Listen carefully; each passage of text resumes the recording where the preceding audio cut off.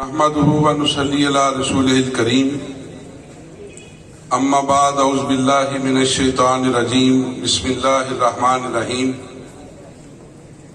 ربی اشرح لی صدری ویسر لی امری واحلل عقدۃ من لسانی یفقہوا قولی۔ جتنے تاریک گھر ہیں اندھیروں سے دور دور، جتنے تاریک گھر ہیں اندھیروں سے دور دور، اتنی ہی روشنی میں ستاروں سے چھین لوں، اور جتنے اجاڑ تن ہیں جاڑوں سے بے نیاز، اتنی ہی چادریں میں مزاروں سے چھین لوں، اور اتنی تو جرتیں ہوں میری کم سے کم بلند، شاہوں کے تاج فقط اشاروں سے چھین لوں۔ قائد اہل سنت والجماعت، صدر ذی وقار، ناموس صحابہ کے چوکیدار،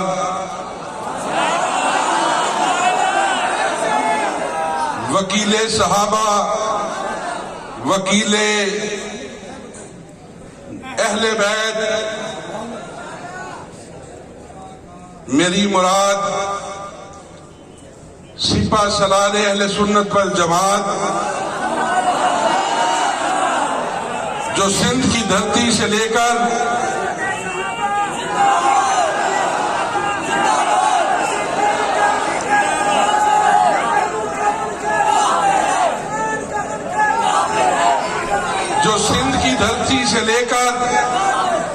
بلوچستان کی سنگلاخ چٹانوں تک، بلوچستان کی سنگلاخ چٹانوں سے لے کر خیبر پختونخوا کے پہاڑوں تک اور پنجاب کے زرخیز میدانوں تک صحابہ کی ناموس کا پرچم اپنے اسلاف سے لے کر آج تک اپنے بازو میں پکڑے ہوئے ہیں۔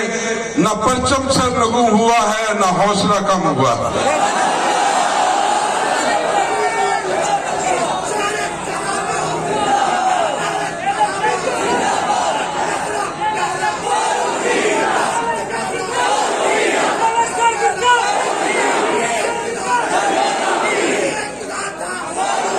انتہائی واجب الاحترام اسٹیج پر تشریف فرما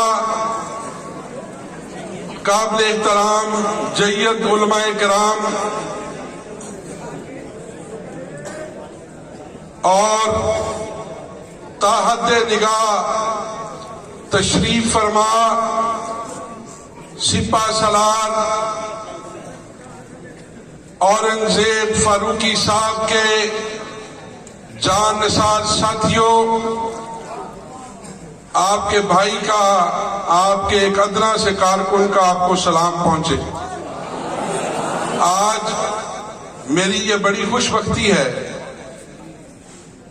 کہ میں اپنے ان اسلاف کے درمیان کھڑا ہوں جنہوں نے ہمیشہ پاکستان کے اندر نہ صرف طاغوتی قوتوں کو للکارا بلکہ حق سچ کا علم جو ہے وہ ہمیشہ بلند کیا۔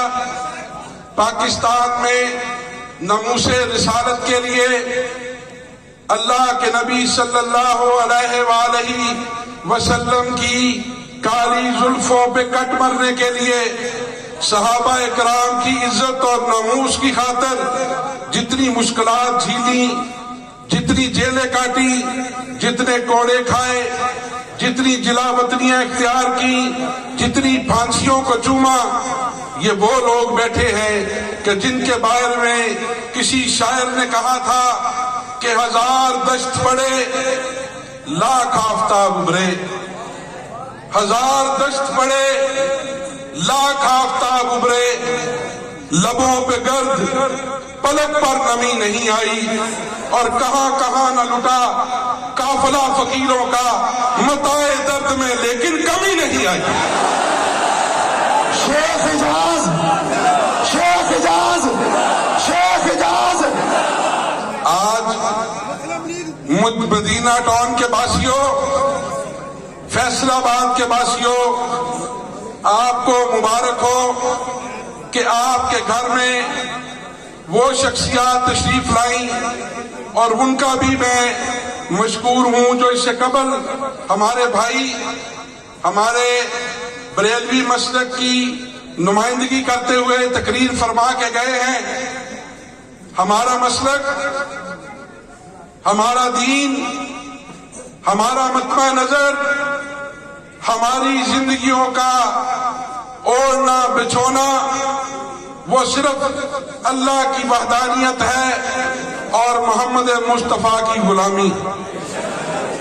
ہم مصطفیٰ کے غلام ہیں، اور جب تک ہمارے سینوں میں دل دھڑک رہا ہے، جسم کے اندر خون رواں دواں ہے، سانسیں چل رہی ہیں، انشاءاللہ تعالی جو لوگ آکسفورڈ کی مثال دیتے ہیں حضرت صاحب، جو لوگ برطانیہ کی یونیورسٹیوں کی مثال دیتے ہیں اور ہمیں کہتے ہیں یہ فنڈامنٹلسٹ ہیں، ان کو میں دعوت دیتا ہوں، یہاں ایجنسیوں کے لوگ بھی ہوں گے، وہ بھی ذرا آپ آج تحریر لکھیں اور ان کو بتائیں۔ میں چیلنج کرتا ہوں، آکسفورڈ یونیورسٹی سے لے کر آسٹریلیا کی یونیورسٹیوں تک، اور آسٹریلیا کی یونیورسٹیوں سے لے کر برطانیہ اور امریکہ اور رشیا کی یونیورسٹیوں تک آؤ، اگر ڈسپلن دیکھنا ہے تو محمد عربی کے غلاموں کا ڈسپلن دیکھنا۔ ایک پتہ نہیں ہل رہا جب تک سپہ سالار کا، جب تک خطیب اعظم کا خطاب نہیں ہوتا۔ مجھے پتا ہے کہ میرے سمیت کسی کی جرت نہیں ہے کہ وہ آنکھ بھی جھپکے اور یہاں سے اٹھ کے چلا جائے۔ اس کو کہتے ہیں دین کی پہرہ داری، اس کو کہتے ہیں محمد عربی کے گھر کی چوکیداری، اس کو کہتے ہیں اسلام کی اصل تصویر۔ مجھے وہ وقت بھی یاد ہے حضرت صاحب جب میں، عرفان منان صاحب اور پورے فیصل آباد کے پی ڈی ایم کی جماعتیں، ہم شارع دستور کے اوپر ایک ناسور کو للکارنے کے لیے، جرأت مندانہ رول پلے کرنے کے لیے آپ کے اسلاف کے ساتھ ہم سارے وہاں اکٹھے تھے۔ ہماری لیڈرشپ بھی تھی، پی ڈی ایم کی لیڈرشپ بھی تھی۔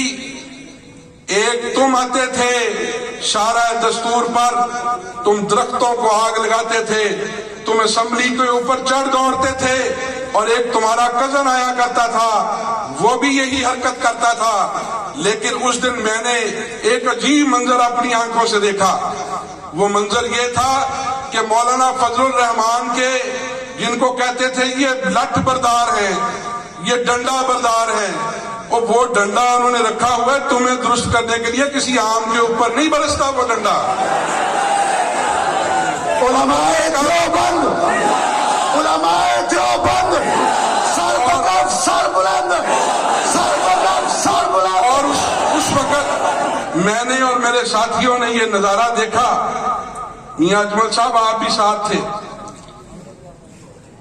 کہ وہ مولانا فضل الرحمان کی، ہمارے قافلوں کی صرف ہماری حفاظت نہیں کر رہے تھے فروخی صاحب، وہ اسلام آباد کی شارع دستور کے اوپر پڑے ہوئے گملوں کی اور نازک پھولوں کی، گلدستوں کی اور وہاں پر لگی ہوئی ہریالی کی بھی وہ حفاظت کر رہے تھے۔ اگر ایسا ڈسپلن ہے تمہارے آکسفورڈ میں تو مجھے لا کے دکھاؤ، میں چیلنج کرتا ہوں، یہ ڈسپلن ہے جو نظر آ رہا ہے تاحد دینے کا۔ اور میں اپنی بات کو ختم کرتے ہوئے، کیونکہ میں لمبی بات نہیں کرنا چاہتا، حضرت صاحب نے خطاب کرنا ہے، میں ایک ادنا سا طالب علم ہوں۔ آپ سب کو پتا ہوگا ماشاءاللہ، آپ عربی لغت میں آپ نے مدارس سے اعلیٰ تعلیم حاصل کی ہے۔ ربی کا مطلب کیا ہے؟ بہار۔ ربی کا کیا مطلب ہے؟ اور اول کا مطلب کیا ہے؟ پہلی بہار۔ اس کا مطلب یہ ہے کہ یہ ربیع الاول کا مہینہ ہے، اگر یہ پہلی بہار ہے تو اس کا مطلب ہے کہ اس سے پہلے خزاں تھی، اس سے پہلے اندھیرا تھا، اس سے پہلے جہالت تھی، اس سے پہلے کفر تھا، اس سے پہلے ضلالت تھی، اس سے پہلے بچیوں کو زندہ درگور کیا جاتا تھا، پھر پہلی بہار آئی، اس کا پھریرا ایسا لہرایا کہ آج ہم محمد عربی کے غلام ہیں اور اس کی آخری امت میں ہمارا شمار ہے۔ آپ دعا کریں، آج کی رات حضرت صاحب دعا کروائیں گے کہ اللہ تعالی ہماری زندگیوں کو اسوہ حسنہ کے اوپر چلنے کا عملی نمونہ بنا دے، عملی نمونہ۔ اور وہ زمانے میں معزز تھے مسلمان ہو کر، اور ہم خار ہوئے تارک قرآن ہو کر۔ جس یورپ سے پچھلے دنوں میں ہو کے آیا ہوں، فجر کے بعد وہ پورا یورپ دوڑ رہا ہوتا ہے اور ہم ظہر تک سو رہے ہوتے ہیں۔ جب ہم نے اپنا کاروبار زوال کے ٹائم شروع کرنا ہے تو پھر عروج ہم پر کیسے آ سکتا ہے؟ یہ ایک چھوٹا سا میسج ہے کہ فجر کے بعد ہم اٹھیں۔ آپ تو اٹھتے ہی ہیں، میں اپنی بات کر رہا ہوں، میں اپنے جیسے جو گناہ گار ہیں ان سے مخاطب ہوں کہ فجر کے بعد اٹھیں اور اس ماہ مقدس میں جو یہ ربیع الاول کا مہینہ ہے، اس میں یہ وعدہ کر لیں۔ میں اپنے دوستوں کو کہتا ہوں کہ سیرت نبی کی کتاب لا کے رکھیں اور اس کے صرف 3 اوراق، زیادہ نہیں، 3 اوراق یا 5 اوراق آپ کے جو بچے اسکول جاتے ہیں، کالج جاتے ہیں، ان کو مائیں پڑھائیں۔ وہ محمد عربی کے بچپن سے لے کر ان کی ولادت سے لے کر ان کی رحلت تک کا سفر پڑھیں تو انشاءاللہ زندگیاں آسان ہو جائیں گی۔ میں اپنے چھوٹے بھائی شیخ بلال کا، اپنے بھائی ثاقب صاحب کا، آصف صاحب کا اور پوری انتظامیہ کا اپنی طرف سے اور اپنی پارٹی کی طرف سے بڑا مشکور ہوں کہ آپ نے ہمیں موقع دیا اور ہم آپ کی خدمت میں جو ہے وہ چند گزارشات رکھ سکے۔ اللہ تعالیٰ میرا اور آپ کا حامی و ناصر ہو۔ بہت شکریہ، بہت مہربانی۔